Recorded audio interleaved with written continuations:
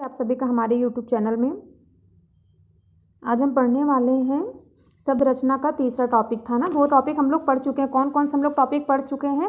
रचना के अनुसार और उत्पत्ति के अनुसार। ठीक है, उत्पत्ति या जन्म के आधार पर हम दो चीज़ पढ़ चुके हैं। इसका क्या, शब्द रचना में शब्द रचना दो प्रकार के होते हैं, सार्थक और निरर्थक।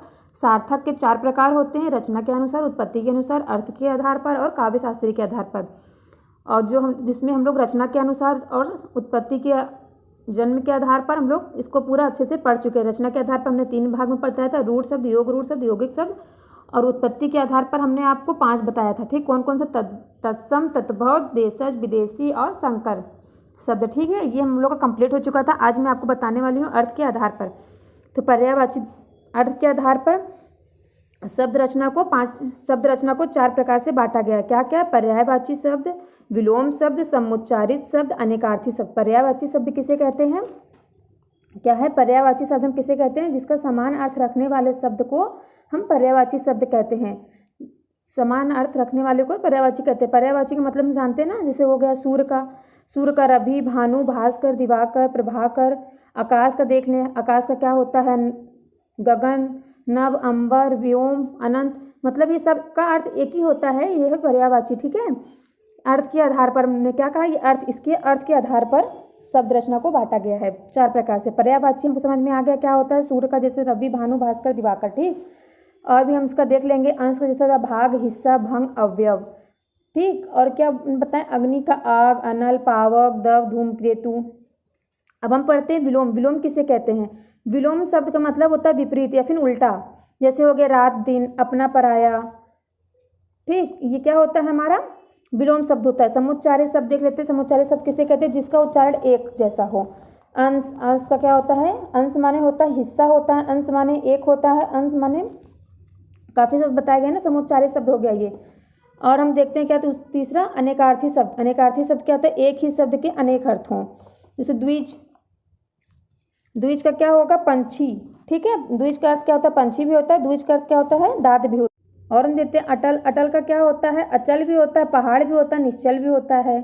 और अधर का देख लेते हैं। अधर का आकाश हो गया, ओट हो गया, अनाधर हो गया। ये क्या है? अनेकार्थी शब्द हमारा हो गया। ठीक है, अब मैंने पढ़ लिया क्या, हम लोग ने क्या पढ़ लिया? अर्थ के आधार पर शब्द रचना को 4 प्रकार से बांटा गया था। पर्यायवाची, विलोम, समुच्चारित शब्द, अनेकार्थी शब्द। चारों समझ में आ गया। पर्यायवाची क्या है? सूर्य का रवि, भानु, भास्कर, दिवाकर। विलोम शब्द उसका उल्टा हो जाता है। समुच्चारित शब्द जिसका उच्चारण एक जैसा हो। अनेकार्थी शब्द एक ही शब्द के अनेक अर्थ हों। एक ही शब्द के अनेक अर्थ हो, उसको हम अनेकार्थी शब्द कहते हैं। ये शब्द के रचना के आधार पर बांटा गया। ठीक है, अब हम पढ़ने वाले हैं क्या, काव्य शास्त्री अर्थ के आधार पर शब्द के भेद। शब्द के भेद क्या होते हैं? ठीक है, शब्द के भेद 3 प्रकार से बांटे हैं काव्य शास्त्री के अर्थ के आधार पर। शब्द का अभिधा रूप, शब्द का लक्षणा रूप, शब्द का व्यंजना रूप। पहला हम देखें शब्द का अभिधा रूप क्या होता है? जहाँ किसी शब्द का सीधा रूप आए, जहाँ किसी शब्द का सीधा रूप आए वहाँ पे अभिधा रूप होता है, उसे हम अभिधा रूप कहते हैं। जैसे कि देख लेते हैं, राम कक्षा का अच्छा लड़का है, तो मतलब वहाँ पे सीधा बता दिएगा ना, हाँ ये लड़का अच्छा है। और शब्द का लक्षणा रूप क्या होता है? जहाँ किसी शब्द को कहने के लिए उसके लक्षण में कोई दूसरा शब्द का प्रयोग हो। ठीक, जैसे किसी के लक्षण देखने के लिए हम बता सकते हैं ना, कोई लड़का वो पढ़ रहा है, वो खेल रहा है, वो कक्षा का अच्छा लड़का है, क्लास का, वो क्लास में बदमाशी करता है। इस प्रकार से उसके लक्षण देखे जा रहे हैं। अभिधा में क्या, उसका सीधे रूप बताया जा रहा है। लक्षणा में क्या, उसके लक्षण देखे जा रहे हैं। इसका एग्जाम्पल देखिए, राम कक्षा का शंकराचार्य है। और तीसरा क्या, शब्द का व्यंजना रूप। शब्द का व्यंजना रूप क्या होता है? जहाँ किसी शब्द का व्यंग्यात्मक रूप प्रस्तुत किया जाए, वहाँ पे क्या होता है? व्यंजना रूप होता है। व्यंजना रूप का उदाहरण देख लेते हैं। क्या होता है? राम गोबर गणेश है, राम को गोबर गणेश के समान बताया गया है। और प्रयोग या विकार के आधार पर सबसे लास्ट हमारा ये बच्चा है क्या, प्रयोग या विकार के आधार पर। विकार का अर्थ क्या होता है? विकृत। विकार का अर्थ होता है विकृत करना या बदल देना। विकार का सीधा सीधा हम लोग मतलब समझ सकते हैं। इसको 2 प्रकार से बांटा गया, विकार और अविकार। विकार का मतलब होता है, विकार का अर्थ होता है विकृत करना या बदल देना, अर्थात जो शब्द प्रयोग के आधार पर अपना अर्थ विकृत कर देते हैं। जैसे माता पिता, भाई बहन इत्यादि। ठीक है, इसको हम कैसे बता सकते हैं? विकारी शब्द को विकारी शब्द क्या होता है? जहाँ पे संज्ञा सर्वनाम क्रिया विशेषण के सभी शब्द विकारी शब्द कहलाते हैं।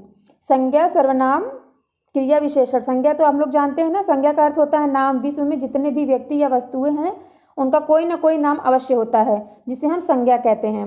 सर्वनाम, सर्वनाम भी हम लोग जानते हैं क्रिया विशेषण के सभी शब्द विकारी कहलाते हैं। लिंग वचन और कारक के कारण जिन शब्दों के रूप में परिवर्तन होता रहता है उसे हम विकारी शब्द कहते हैं। जैसे माता पिता, भाई बहन, हम तुम, बालक। ठीक है, अब हम क्या पढ़ेंगे? अविकारी शब्द। अविकारी शब्द किसे कहते हैं? जो शब्द प्रयोग के आधार पर, जो शब्द प्रयोग के आधार पर अपना अर्थ नहीं बदलते हैं। मतलब अपना अर्थ बदलने, कोई भी काम कर रहा है उसका लेकिन अर्थ नहीं बदलेगा। इससे हमने इसमें आपको पर्यायवाची बताया था ना, अर्थ के आधार पर। इसमें अर्थ के आधार पर कोई भी इसमें चेंजेस नहीं आएंगे।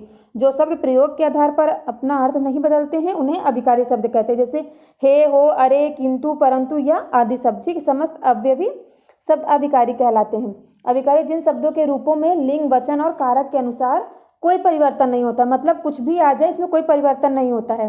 जैसे समस्त अव्ययी शब्द अविकारी शब्द कहलाते हैं। ठीक है, अविकारी शब्द कहलाते हैं। अविकारी शब्द में समुच्चय बाधक हो सकता है, संबंध बोधक हो सकता है, विस्मय बाधक हो सकता है, क्रिया विशेषण हो सकता है। ये शब्द क्या हमारा कहलाएगा? अविकारी शब्द कहलाएगा। विकारी शब्द में क्या आएगा? संज्ञा सर्वनाम क्रिया विशेषण आएगा। इन सब शब्द को विकारी शब्द कहते हैं। और इसमें क्या आएगा? अविकारी शब्द में क्या आएगा?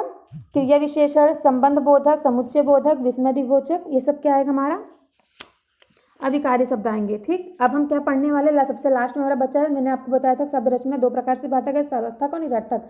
निरर्थक देख लेते हैं। निरर्थक शब्द किसे कहते हैं? निरर्थक शब्द का अर्थ हुआ बिना अर्थ के। क्या? बिना अर्थ के, अर्थात जिन शब्दों का अर्थ नहीं होता है उन्हें निरर्थक शब्द कहते हैं। निरर्थक शब्द को कभी कभी सार्थक शब्दों के साथ आम बोलचाल में आ जाते हैं।